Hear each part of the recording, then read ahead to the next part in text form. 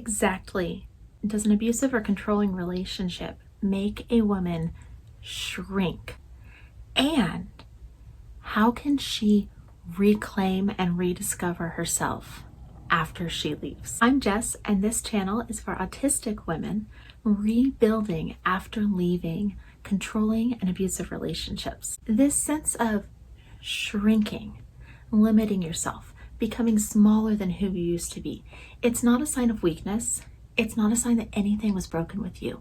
If anything, it's a sign that you are acting like any perfectly normal human being would under the circumstances. Our behavior always makes sense within the context. In order to understand why we're doing something or not doing something, why we're letting ourselves shrink, we have to look at the bigger context. If a professional just looks at the individual outside of the context and sees these kind of shrinking behaviors, that's where somebody's going to get a label such as codependent, which is just a story assigned to try to explain away or come up with a reason for behaviors that don't necessarily make sense until you zoom out and look at the bigger context. For our purposes, behaviorally, we're talking about context as a triangle. Let's picture this triangle with 3 points. One of them is going to be our motivations. What do we want? Are we hungry? Are we tired? What are our values? What sorts of things do we want in life? Okay, that's one point of our triangle. Another point of our triangle is going to be the skills that we already possess. We can only use skills that we already have. If we're going to do something else, then we have to learn new skills. The third point of the triangle is going to be the environment. The environment is going to affect our motivation. Our motivation and the environment can make us want to learn new skills. Our skills are going to affect the motivation, because if we don't have the skill for something, we don't know it's possible, we're not going to be motivated to do it. So the context is based on this whole triangle where everything kind of interacts with each other. It gets messy and it gets sticky. And no matter what, our behaviors make sense within this context triangle. So how does shrinking in an abusive relationship play into this? Well, the abuser controls the environment. The abuser is able to put pressures, have punishments or rewards or different contingencies based on whatever behavior happens into the environment. The abuser is also able to change the environment that will affect those motivations. Shrinking in an abusive or controlling relationship is not an accident. Coercive control or intimate partner deskilling is the process of limiting somebody's choices by systematically reducing the skills that enable or support those choices to be made in the first place. We only use skills that make sense for our context. When a particular skill is no longer effective, when a particular skill is unsafe or unproductive, we will stop using that skill. Seeing those skills be reduced in yourself doesn't mean that you are wrong, weak, or codependent. It means that you are behaving exactly how human behavior works. And the skills that an abuser will target to reduce in their victim, it follows a pattern. The most common skills that are targeted to be reduced are the same skills that, when combined, make up for a very strong sense of personal power, self-advocacy, effectiveness, the ability to stand in your own strength and your own power in life. In our last video, we talked about losing your voice, and that was autonomy. This time we're going to be talking about that sense of shrinking in a relationship, that sense of no longer being able to take up the space, of having to accommodate somebody else. That's going to be competence on our personal power wheel.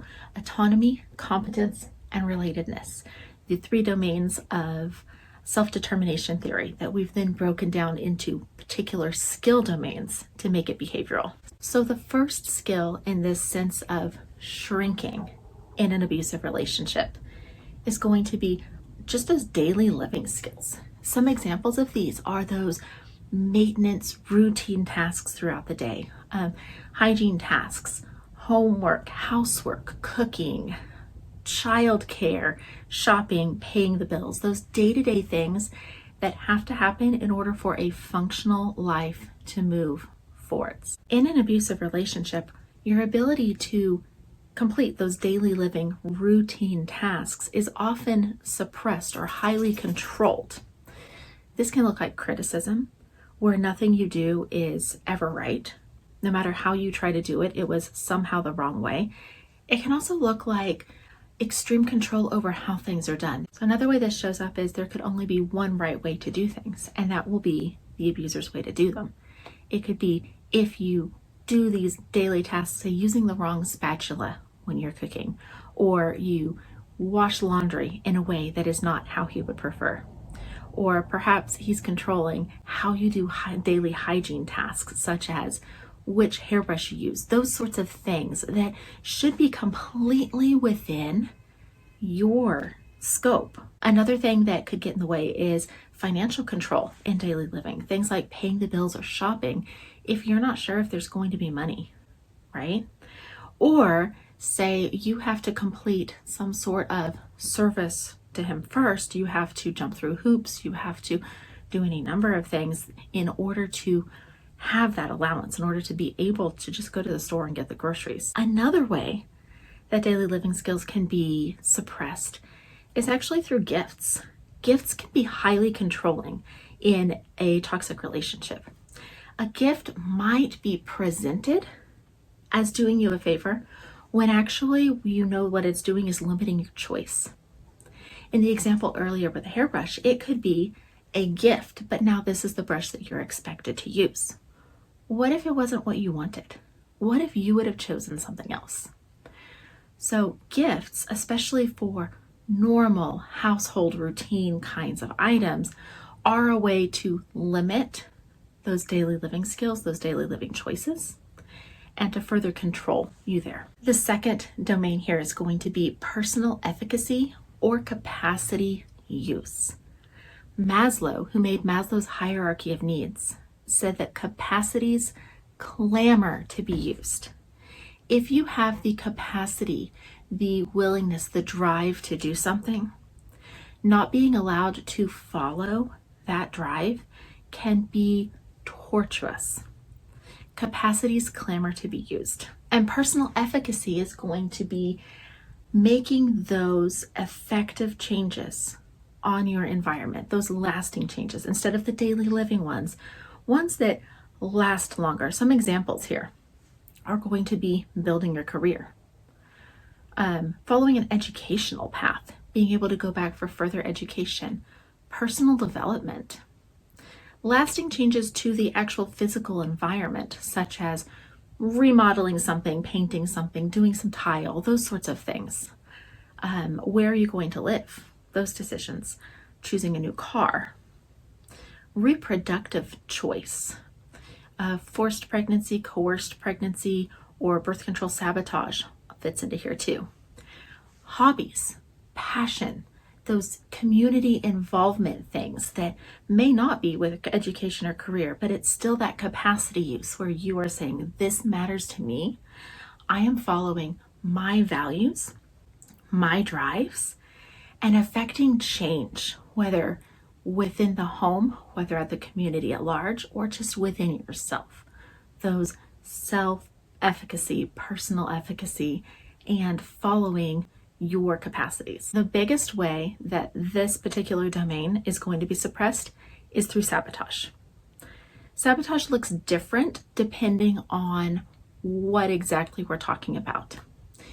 If it's something in your immediate environment, such as rearranging the furniture, redoing the tiling, something like that, planting flowers, in the yard, this will come up with the idea of anything I do is just going to be undone, so why even bother? So this is where you plant the garden that then gets mowed over, where you tile the bathroom that then somebody decides that the tile wasn't done correctly, so they remove all the tiles, where you rearrange the furniture only to have somebody put it back. Any of those sorts of things where you know that any change you make is just going to be undone, so there's no point in even attempting it. Sabotage is also going to show up with career and education by creating crises and chaos and uncertainty. that instability. A lot of times this will be financial control. This could be creating financial crises so that you're about to go to school, but all of a sudden the money's not there. Or it could be creating instability and crises to where you just start school or you just start a job and suddenly you guys have to move. But these manufactured crises that keep you constantly on shifting ground, so you can never really get footing that is firm enough to make these actual changes. And the last domain here with competence, or the idea that we are shrinking in an abusive relationship, is situational assessment. Now this skill is going to be the ability to recognize dangers in a situation, to look at the environment that we're in or a situation and accurately have an accurate depiction of it without relying on somebody else's input. This is one of the things that gets lost in abuse. We can become blind to things that are unacceptable, right? When this is diminished, you might find yourself saying things like, if anyone else saw this, they would think it was abuse, but because I know you, I know it's not. Or trying to explain that, anyone else on the outside would see it this way. That sort of blindness that has to exist in order to continue surviving in these things, but that inability to have an accurate picture of what's actually going on in the situation or the environment without the abuser's narrative coloring that. This is suppressed through gaslighting, through somebody telling you that you're wrong and presenting an alternative story. It's also suppressed by this guilt or this pressure to be grateful, which ties into gaslighting, but it's separate enough that I think it's worth mentioning, because the idea of forced gratitude or feeling like you should be grateful for what you have can be a very good, very healthy thing, right? Focusing on the positives, focusing on what's good. However, when somebody is wanting you to live in situations that are unacceptable, to accept the unacceptable, this guilt or this pressure for gratitude, for finding the positives, for looking at what we can be grateful for, is easily weaponized and can make it so that you are blind to what the situation actually looks like. So if that is how abusive and controlling relationships make somebody shrink, then how can you reclaim after that? How can you figure out who you want to be and work on really stepping into that once you are outside of the relationship? Now, caveat here, this is only intended for somebody who is already safe outside the relationship. Remember, your behaviors make sense for the context. So if you are still in an abusive relationship, that context triangle, if somebody else is still controlling your environment, then you are the expert at your own safety, and the behaviors that you're engaging in make sense for where you're at.